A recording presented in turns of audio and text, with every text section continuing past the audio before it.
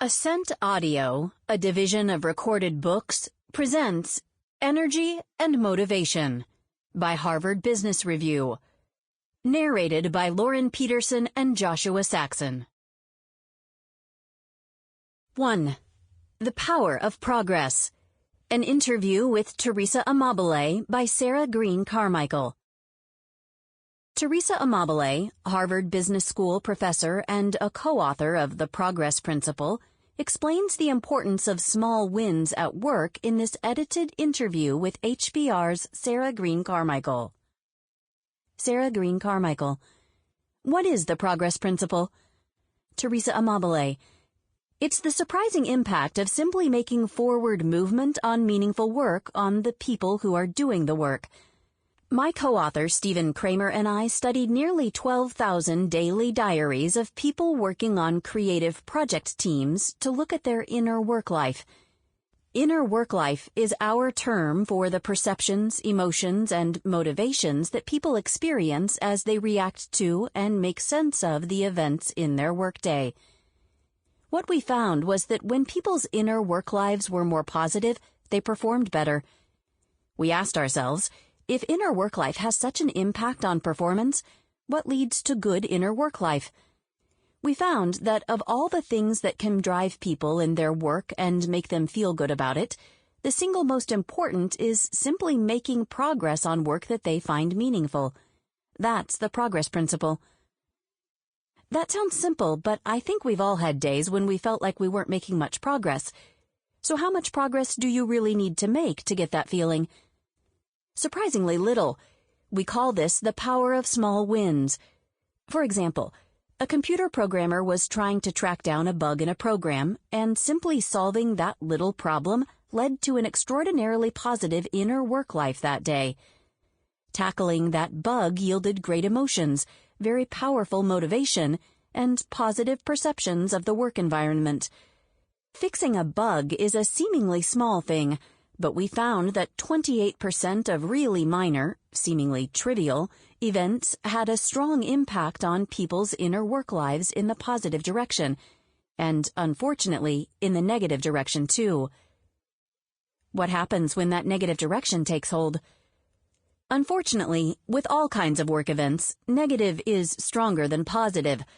The negative inner work life impact of having a setback, for example, is 2 to 3 times stronger than the positive impact of making progress. So it's particularly important to avoid the minor hassles that can derail people's work during the average workday. If you'd like to harness the power of these small wins and hopefully avoid some of the hassles, and you'd like to feel like you're making more progress, what should you do? There's a lot that people can do for themselves to try to harness the Progress Principle. The most important is to focus. Many people in organizations are under a lot of time pressure, feeling high workload pressure. It's really easy to slip into being on a treadmill. That's our term for running all the time, feeling like you're juggling a lot of balls that are thrown at you, but not making real progress on the important work that's really going to use your creative brain, and that the organization really needs to become the innovative leader in its field. Each of us should try to preserve at least 30 to 60 minutes a day when we're not going to be distracted by other demands, when we can really focus on the work that's most meaningful to us and most important to the organization. Sometimes that means you have to come in a half hour before anyone else, or stay a half hour later. Sometimes you need to go to a coffee shop or find an unused conference room just to get that focus. The other thing you can do is keep track of your small wins each day. That can be very motivational. 2. Managing the Hidden Stress of Emotional Labor by Susan David. Apart from Sesame Street's Oscar the Grouch, very few of us have the luxury of being able to be completely and utterly ourselves all the time at work. The rest of us are called upon to perform what psychologists call emotional labor, the effort it takes to keep your professional game face on when what you're doing is not concordant with how you feel. We do this outside the office too. Making polite chit-chat in the elevator when you're feeling tired and surly comes to mind.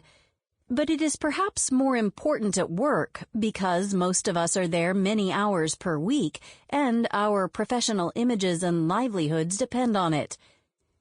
For example, your boss makes a meant-to-be inspiring comment about doing more with less, and you smile and nod, but what you'd like to do is upend the conference table. A customer talks down to you about the poor service she says she received, and you're unfailingly polite and solicitous, even though you resent being patronized. Or perhaps you simply had a poor night's sleep, yet you push yourself to remain energetic and upbeat because you've been told, more often than you care to count, that great leaders bring positivity and inspiration to their team. Emotional labor is a near universal part of every job and of life. It's often just called being polite. However, the extent to which one acts makes a meaningful difference. A person can deep act in a way that is still connected with their core values and beliefs at work. Yes, the customer is being patronizing, but I empathize with her and care about solving her problem. Or surface act. I'll be nice here, but deep down I'm really spitting nails.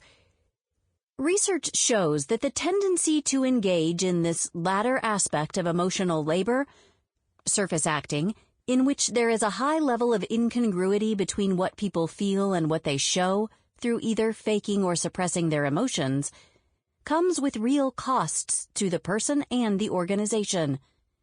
When people habitually evoke the stress of surface acting, they'll be more prone to depression and anxiety, decreased job performance, and burnout.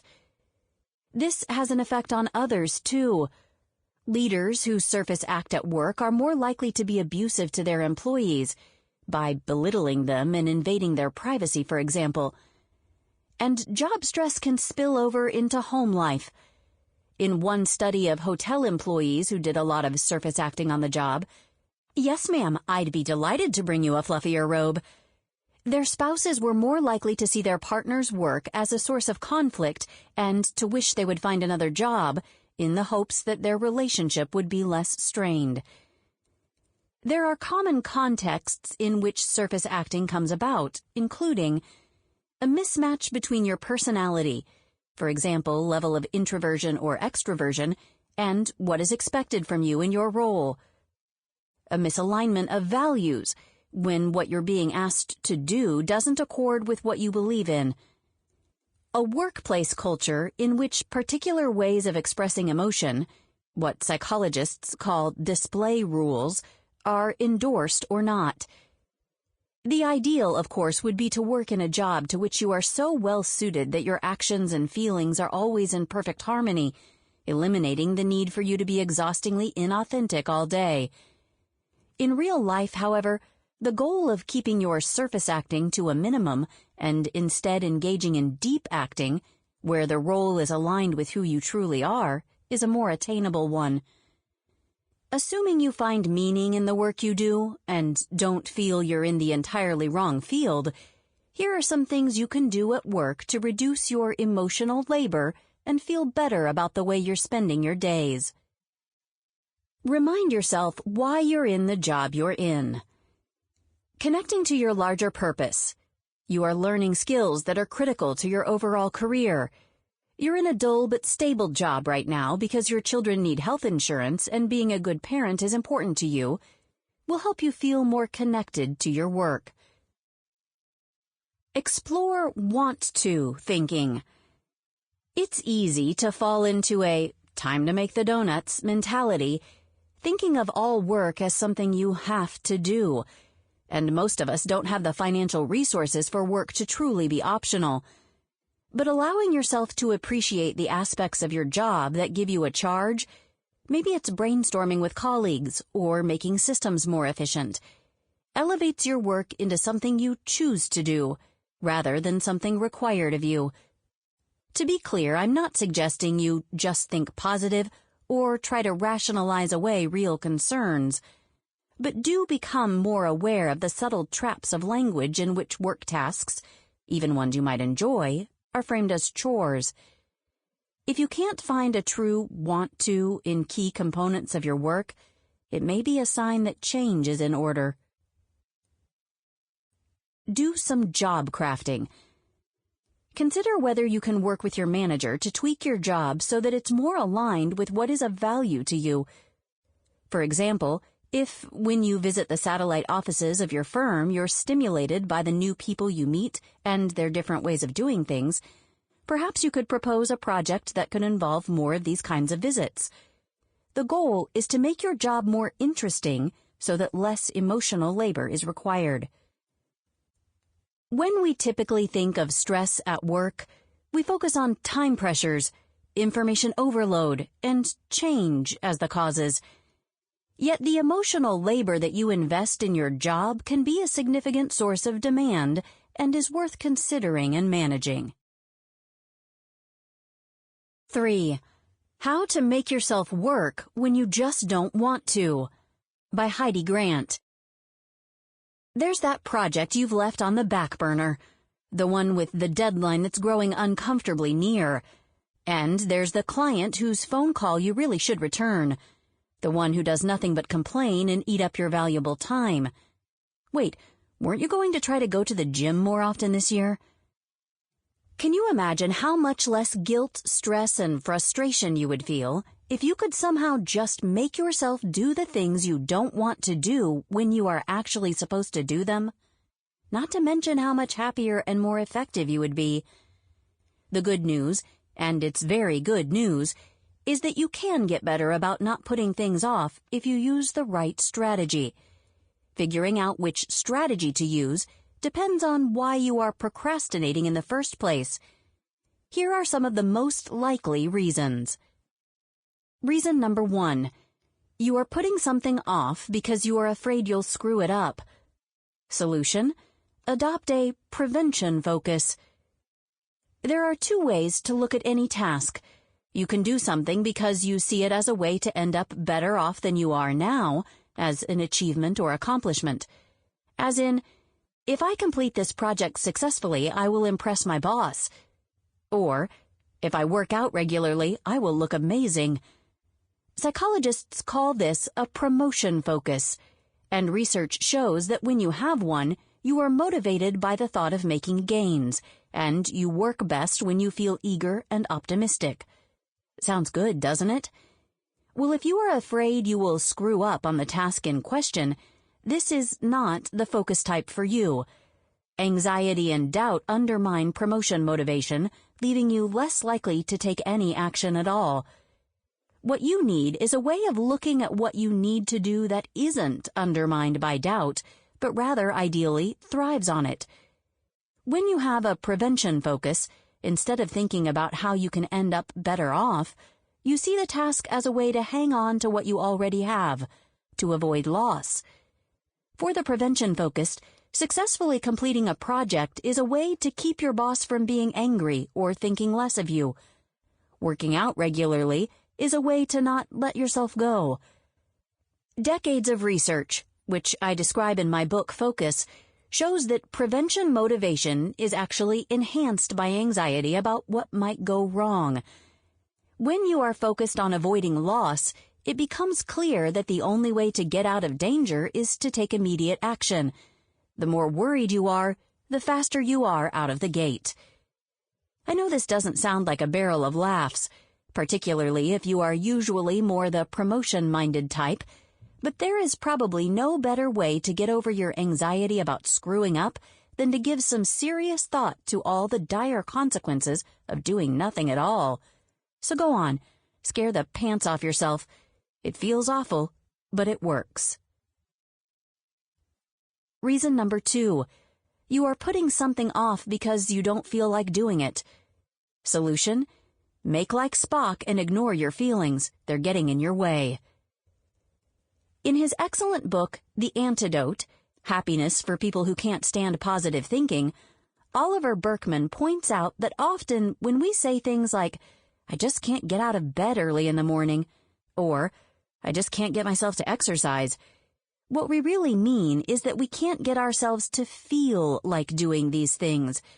After all, no one is tying you to your bed every morning. Intimidating bouncers aren't blocking the entrance to your gym.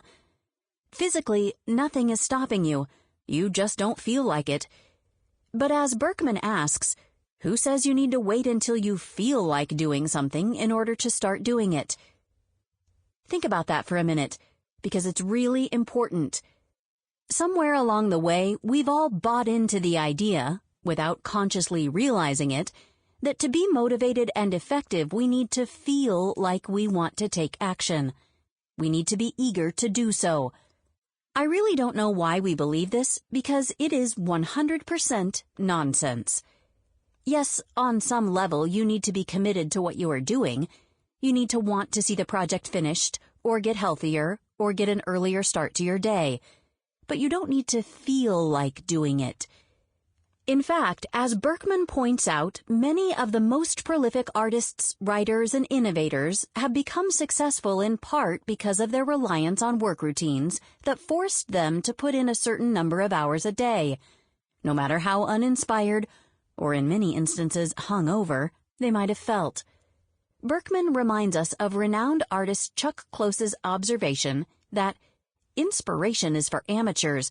The rest of us just show up and get to work. So if you're sitting there putting something off because you don't feel like doing it, remember that you don't actually need to feel like it. There is nothing stopping you. Reason number 3. You are putting something off because it's hard, boring, or otherwise unpleasant. Solution: use if-then planning. Too often, we try to solve this particular problem with sheer will.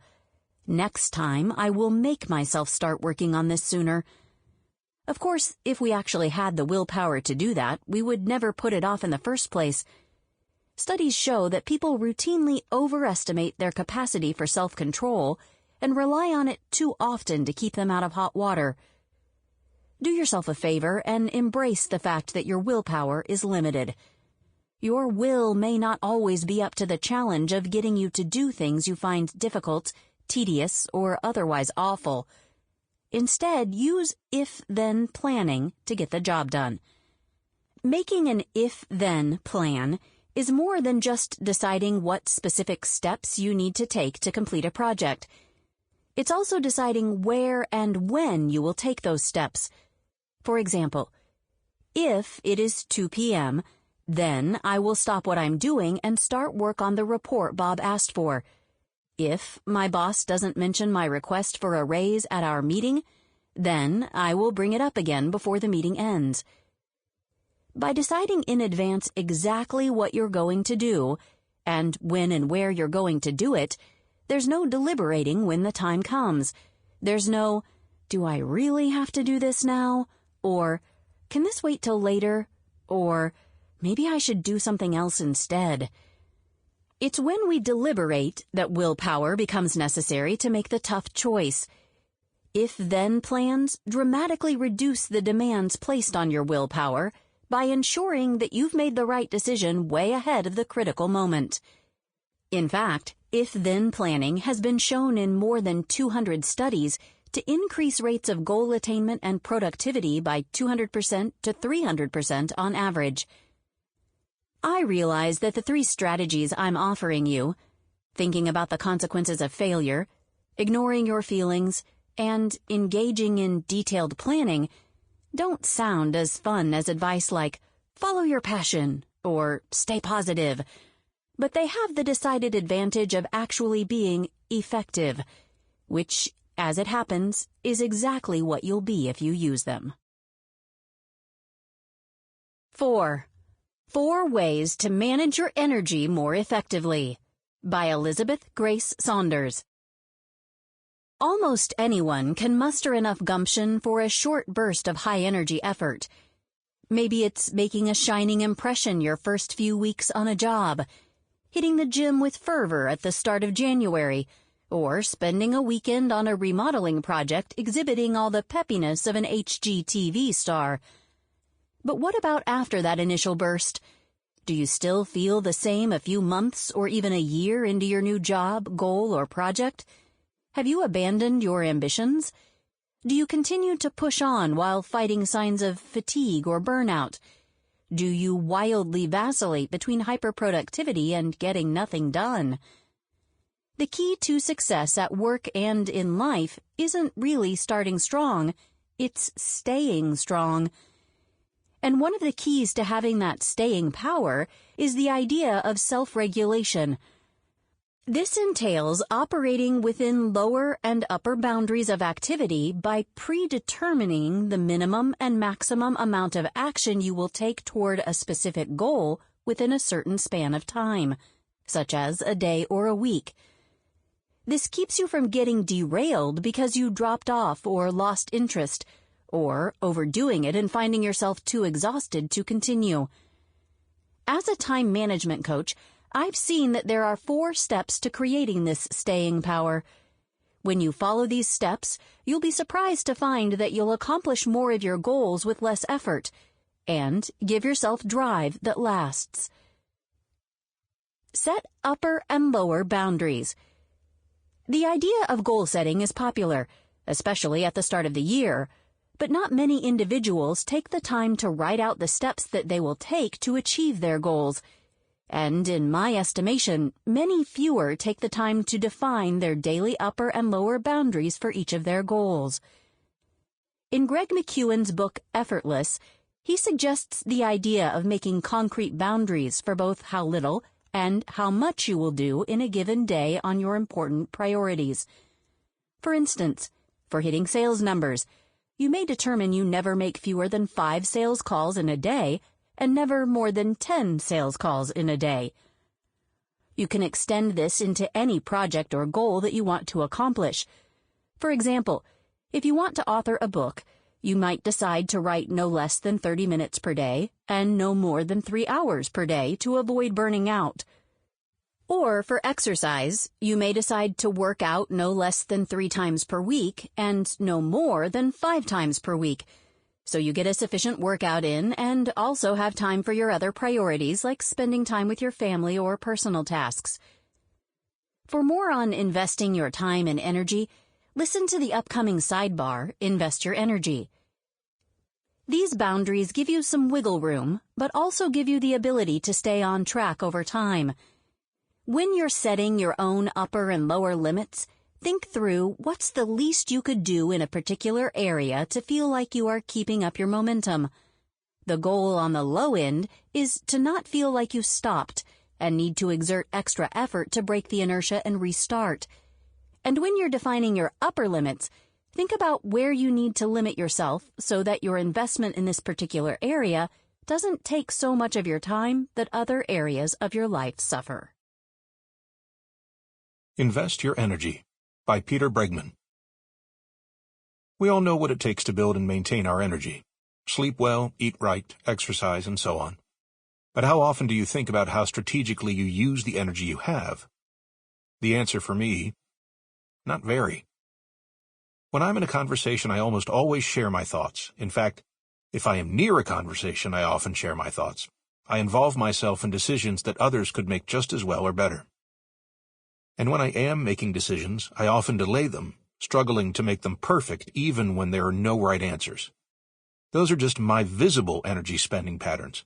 There's a whole category of invisible ones that sap my energy even more, such as holding on to frustrations and hurts well past their due date and worrying about the outcome of things over which I have no control.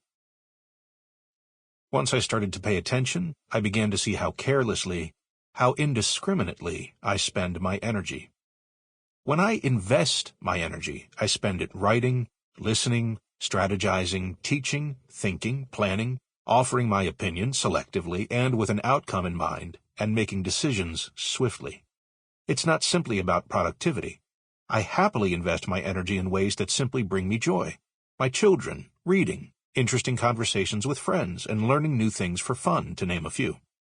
The important thing is to be intentional about where we put our energy so that we apply it to what matters most to us.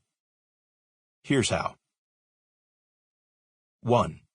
Notice your energy. Where do you spend it?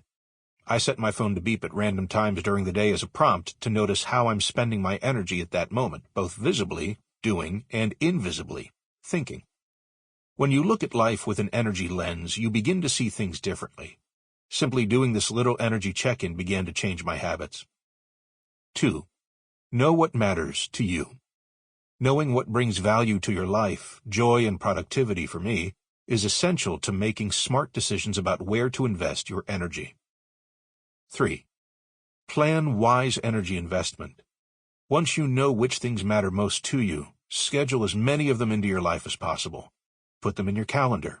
Let them crowd out activities that represent energy leaks. This idea of crowding out works for thinking, too. Where do you want to invest your mental energy? I find that perseverating over things or people that annoy me is almost never a useful way to spend energy. But thinking about what I can learn from something almost always is. Let your learning mind crowd out your complaining mind. 4. Most importantly, plan where not to invest your energy. Once you begin to notice your energy, you will clearly see things you do and ways you think that are pointless energy drains. While it's surprisingly hard to stop doing something midstream, it's much less painful to not start in the first place. Think of how much easier it is not to turn on the television than to stop watching in the middle of a show. Don't enter a conversation that you know will rile you up and get you nowhere. 5. Don't spend much time thinking about it. Optimizing your energy expenditure can become its own counterproductive energy drain. You don't have to get it right, just better than yesterday. Simply pull yourself out of one useless conversation. Stop yourself from responding to one silly email. Let go of one nagging thought, and you'll be a more intelligent investor of your energy. Sometimes the solution to a problem isn't to do more, it's to do less. Understand your tendency. When facing a goal, do you tend to get into a high drive gear and try to remain there 24/7? Do you operate at a low drive level most of the time, often having to scurry to the finish line at the last minute? Do you find yourself vacillating between extremes where one day you compulsively work until the wee hours of the night, and the next day you crash and do next to nothing? Depending on your tendency, you can proceed in one of the following 3 ways. For those in the first high drive category, you'll need to give yourself permission to be human, to rest, and to have real downtime. Keep a close eye on whether you're going over your upper boundary of activity and headed for burnout. For those in the second low drive category, keep a close eye on whether or not you're staying above your lower bound. You want to ensure that you're doing at least the minimum before chilling out, as tempting as that may seem. For those in the third, fluctuating drive category, you'll need to keep an eye on both bounds. Avoiding going over your upper bound should prevent you from falling below your lower bound the next day. As McKee wisely writes in his book, do not do more today than you can completely recover from by tomorrow. Build in rest and recovery. As humans, we're designed for cycles of activity and rest. That's why we sleep at night, why weekends are an essential part of a productive work week, and why even elite athletes can't work out every waking hour. If you're a high-drive individual, you'll need to remain especially conscious about giving yourself planned times of rest and recovery. Since I fall toward this tendency, I make sure that my personal time isn't as jam-packed as my work time. For me, that means viewing my non-work time not only as time to complete personal tasks, but also as time for rest. For instance, 2 mornings a week I don't do my normal 5:15 a.m. wake-up for swimming. Instead, I give myself time to contemplate life, read interesting articles, or simply sleep in. I also consciously take time on the weekends and evenings to connect with people without a time limit, just going with the flow and allowing things to take as long as they take. If you operate at a low drive level, make sure you've at least hit your lower boundary of activity before taking a break. That means that you can still take ample breaks, but only after you've made progress on a goal. And if your drive fluctuates, You'll need to remember to have rest and recovery on the days when you feel on top of the world and like you can work 24/7 so that you don't crash the next day. That could include the basics like taking time to eat, moving from your chair. Sample complete. Ready to continue?